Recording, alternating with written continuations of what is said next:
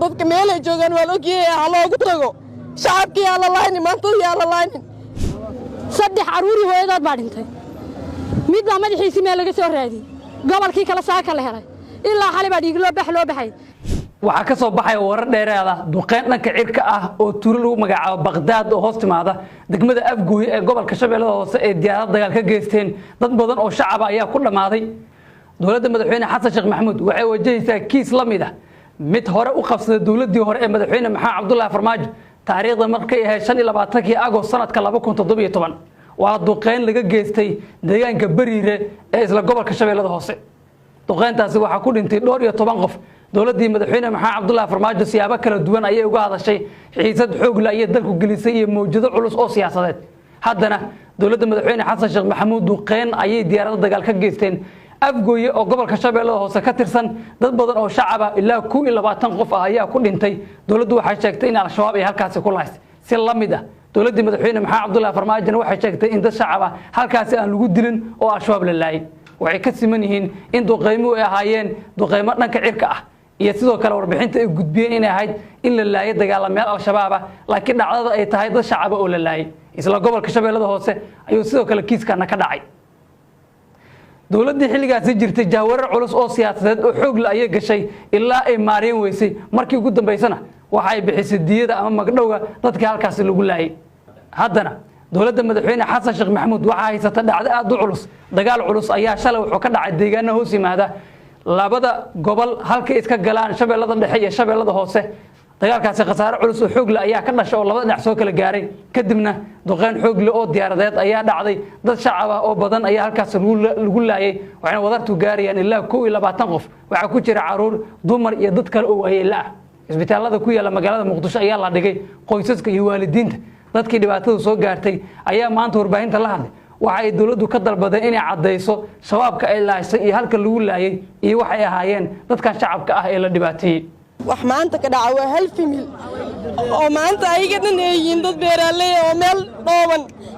oo lagu rido oo hal famil ka soo jeeda ilaa aqaysamiya haddii dad la dhawacana dadka meelay joogaan hala aasto hala la waxa laakiin hooyooyin isbitaalada ay jiifaan wax gurmud oo u sameeya hataa inaysan jirin marka isbitaalka la geeya hataa dadka badanaan intaa loo soo daabguray ilaa aqaysmaan saan cadaalad bay jirto dadka meelay joogaan waa la ogyahay ha loogu tago shacabkii yaa la laaynin maantadii yaa la laaynin geedo hoostooda ayagoo tahay ayagoo sooman ee ilmihii inay la soo qaceen ee meesha ku dhamaan cadcadkoo qaaraa hidibkooda laa qaaraa dhaawacooda ilaa hadda ku jiro dhulka aa la laayahay dhibaato weyn oo aad iyo aad u foolxun ayaa dhacday ilmo saqiiraa caruur iyo hooyadood oo meel ku gambanaya ayaa la qarxinaya dhibaataa taalla cid wax qabanaysa ma leh meel waxa loo cuskada ma leh haddii la aruuray dadkii waxba qabsan waa beerihii bay tabcanayeen beerahoodii baa laga eryanaya guryahoodii baa laga eryanaya halkee baa loo cararaa muslimnimo haddii jirto oo ay dadnimo jirto oo ay dawladii jirto dadkan waxa loo qabto haddaan loo qaban karayna dee waa warcada wax way qawda maqashay waxna ha u qaban saddex caruuri hooyadood baa dhintay mid baa madaxiisii meel laga soo raadiyey gobolkii kale saaka la helay ilaa xalay baa dhiig loo baxay xamar ma gawaadhi baa laga waayay ma diyaarada laga waayay dhibaato meesha taala rafaad ayaala wali ma jiro war kale oo dawladda ka soo baxay marka laga reebo bayaankii ay saaka soo saartay oo ay ku sheegtay inay dishay 30 dagaalamo oo ka tirsan kooxda al-shabaab waxa la dhowrayaa jawaabta ay dawladda ka bixi doonto dhibaatadan culus ee dadka shacabka lagu xasuuqay ee maanta ka dhacday ama saacadii la soo dhaafa ka dhacday gobolka Shabeellaha Hoose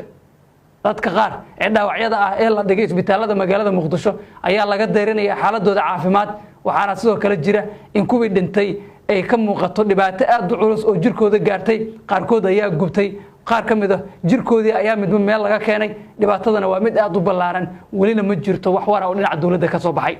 siyaasiyiin gobolka ka soo jeeda ayaa arrinta cambaariyay dawladda ayna ka dalbadeen inay jawaab ka bixiso waxa kamid ah xildhibaan hore wasiir hore gudoomiye ku-xigeenkii labaad ee hore ee baarlamaanka Soomaaliya Professor Maxamed Cumar Dalxa oo kamid ah siyaasiyiinta reer Afgooy ama guud ahaan deegaanada Koonfur Galbeed iyo Soomaaliyaba dagaalkii ka dhacay deegaano u dhaxeeya soodinta labada gobol ee Shabeellada Dhexe iyo Shabeellada Hoose oo ah mid qaraar wuxuu kamid ahaa dagaaladii ugu cuslaa ee bilooyinkii ama toddobaadkii la soo dhaafa dhacay rag badan ayaa halkaas looga dilay al-shabaab ciidanka Soomaaliya rag ayaa ku dhintay laakiin waxa jira khasaar culus oo dadka shacabka soo gaaray wixii warar ay ku soo kordha arrintan waxaan idinku soo gudbin doonaa wararkeena iyo barnaamijyadeena dambe adigana waxaad nala wadaagi kartaa aragtidaada maxaa la gudboon dowladda madaxweyne xasan sheekh maxamuud oo ay tahay inay u maareyso kiiskan iyo siday u maareeyaan labada dowladoodba aragtidaada nala